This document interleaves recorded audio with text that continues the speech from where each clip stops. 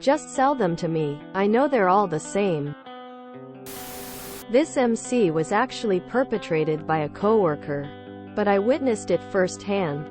Selling auto parts has many pitfalls, including when customers won't give you all the information you need, and then the part is wrong but it's still your fault. Roughly 10 years ago, my coworker, D. We are both still employed here. Not that it matters. And I are here on a Saturday.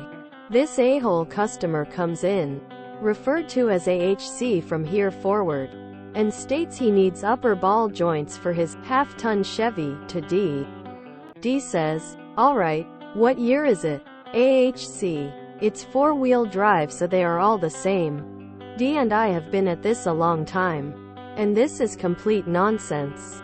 Through the years there are many variations of upper ball joints, and the newer models require changing the whole control arm, not just the joint. D gives him another chance. I'm not sure I would have given the rough history we've had with this guy over the years, and says, "They do fit a lot of years. But what year is yours?" "I already told you. Four-wheel drive half-ton. I've got places to be." Quote, D cooperates and sells him uppers. They fit 75 to 86, so there's a fairly generous window for him if his truck happens to be older. He pays and out the door he goes. A few hours later closing time comes. 2 p.m. We've locked the door and have started our cash up. We hear a car pull in. Then a car door close. Then someone pulling on the front door, but unable to open it because, well, it's locked. We have a one-way curtain on the door and can see him plain as day, but he can't see us. It's AHC, of course. With daylight, we can see outside, but you can't see inside. When it's dark outside, the opposite is true. D and I look at each other, almost simultaneously say, "Nope," and chuckle. We could have let him in, given him the correct joints, and he'd be on his way. Not if you're an AHC though. Finished cash up while he grumbled and swore for a bit, then finally left. Sunday morning we used to open at 8 a.m. Since COVID we are closed on Sundays, and not one of us miss being here Sundays. And AHC is in his car waiting as we unlock the door.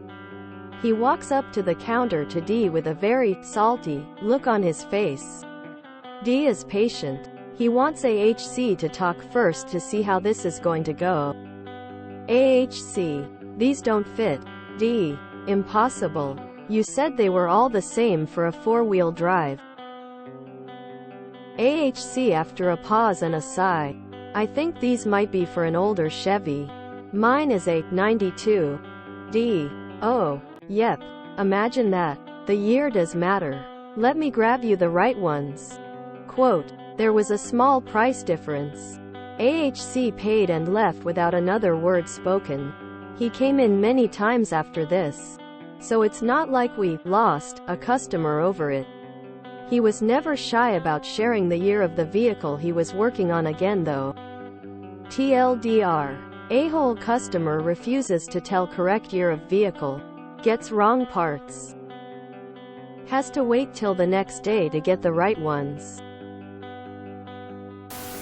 I used to do store support for, and I can't tell you the amount of times I had to pull vehicle information from employees who couldn't be bothered to get make, model per year or even a VIN so we could order the right engine, transmission, whatever. ETALI love ATK's website and Movera's VIN is all you need. I work tech support, so I get customers wanting to upgrade their CPU thinking it's just as simple as buy the part and install it. They then call asking why their computer won't work anymore after they forced an Intel CPU into an AMD socket. It would have been so easy for AHC to be courteous or even helpful, but he wanted to be the big man bossing the clerks around because he knew better than you. He could have apologized for his brusque manner, but he didn't. Maybe it would have been too much for his fragile ego to admit that he was wrong. It takes the same amount of time and effort to be polite as it does to be rude. Fafo. I once worked for a car dealership, service department, scheduling recalls. I dealt with my fair share of interesting folks. But my favorite is Mr. Kite. Mr. Kite calls about his recall notice. I am trying to get his vehicle information so I can get him scheduled, including the last few numbers of his VIN. However, dude was high as a kite. Thus the name. How do I know this? Beyond his general Cheech and Chong behavior? Well, by golly gee, he took a huge bong rip on the phone with me. Mr. Kite did not want to go downstairs to get his VIN number at all. No amount of coaxing would get him to. So I bartered. I told him, how about the next time you are downstairs? Grab your VIN number then, and call us back to get scheduled. I have no idea if he ever did, but I certainly never spoke to him again. Sue: probably not. Disclaimer: I have no true issues with Mary Jane. But come on, man. If you're gonna call a business, particularly in a state where it's still illegal, be functional and don't do bong rips on the phone. D is an expert in this, forcing the AHC to confront his own error and admit to it before D lifts a finger. I always thought what I'm about to relate was just a goofy meme. But a year or so ago I was in an AutoZone, and a well-dressed, probably mid-late 40s lady came in and said her husband sent her to get spark plugs for her car so he could put them in after he got home from work. Of course, as employee says, sure. What kind of car is it? Lady: red? I always thought it was just a meme. I'm a female and a blonde. But this woman in my apartment's parking lot made me feel like a genius. I'm walking by and she seems troubled. I know a few basics. Check battery terminal connections. Jump it. Change a flat. Little stuff. So I asked if she needs help. What's wrong? Her Prindle stick is broken. I'm like, what? Never heard of that. I swear by all that's holy. She pointed at the gear shift. In her mind, park, reverse, neutral, drive, low, is Prindle. Cute way of putting it. But I'd never heard anyone say that before, lol.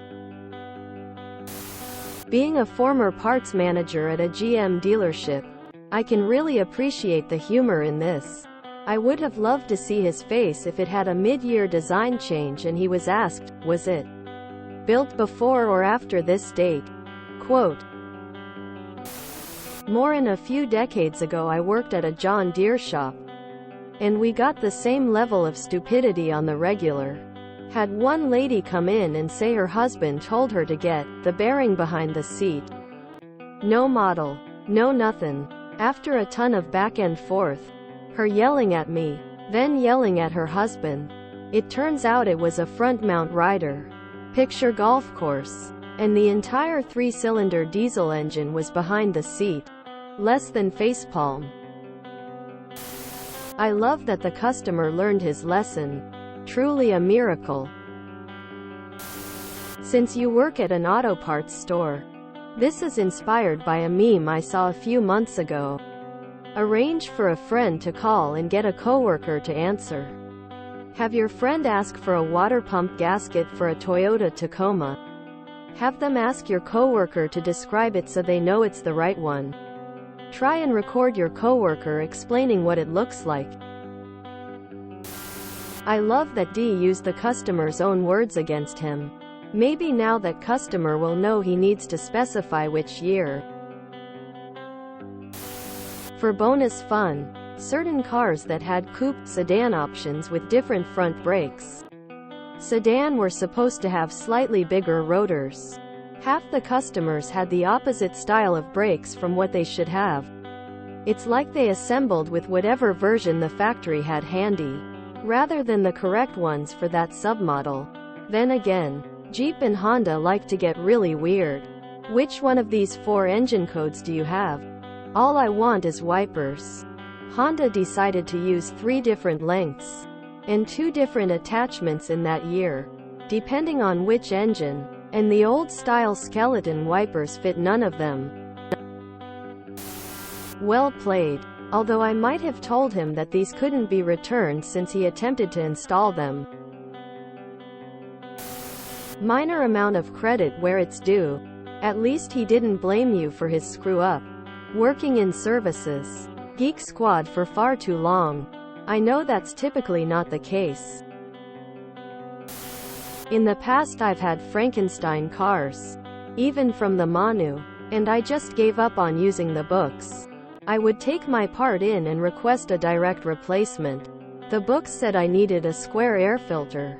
I pulled a round one out of a round slot in my truck. I loved that truck, but it had 83, 84, 85ths parts in it and nothing ever matched. I was always polite though. I'd slap it on the counter and say, "I need one of these please." And they'd be like, "You didn't have to bring it in. We can look it up." At which point I'd give them all the info and then they'd go, "Huh. System doesn't match. Guess it's a good thing you brought it in." Also didn't help that I'm female. Lol, SMH. I used to have an old Scout and when I went to get a new master cylinder for it, after the usual he asked me, bench or buckets?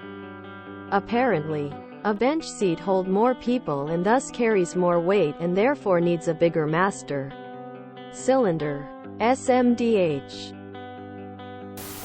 This gives me so many mixed emotions. The guy didn't have to be a prick. But I also dread going to O'Reilly's for anything. Here's why. I like building things. Somewhere along the way, a buddy and I had a couple of Jeeps. YJs to be precise. The problem is, the body of one was a 90. The other was a 94. And the parts of the two came from the whole range of YJs. Drove me up the wall when I just wanted to buy a part. By part number. I get it for the vast majority of people that are just calling something by name that has a lot of variants. You want to be helpful. If I know enough to have a part number, probably just give me that part. If you ask, and I tell you that it's a pile of parts from a bunch of different years, probably just ring up the part and go.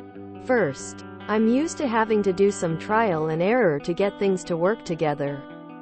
Second, I've already been down more rabbit holes and read through more Hollander interchange manuals than the parts guy has probably ever seen. I miss having a small-town parts store where I knew the guy behind the counter and he already knew what I was tinkering with. Edit. Also had rear axles and disc brakes off a Ford, front axle off a different Ford, and had a plan to put a Cummins 3CYL diesel in it. Not a 94 Jeep lol. I work in auto repair. Sometimes those inane questions make all the difference. It would have taken every ounce of my energy and being to not bust out laughing at D's responses. Absolute perfection. Take that, AHC. Hope he learned his lesson to not bite the hand that pulls his damn parts. Lol. Deserves it. I am a former certified mechanic and let me tell you I miss the days of talking to the parts guy, girl, and having them actually understand what it is you want even if you didn't know exactly what you needed. Think oddball repair non-standard parts. Now I just work on my cars, trucks, and they are all modified with various other makes and models. Parts. And when you got the big chain stores, even if you have the part number you want the ask year, make, model. I understand this works for 99% of customers, but I'm putting caddy brakes on my Mustang and you won't find it that way. If you enjoyed this video, please check out our playlists full of similar content. Epicaricast is like doom scrolling for your ears. Please like, share, and subscribe.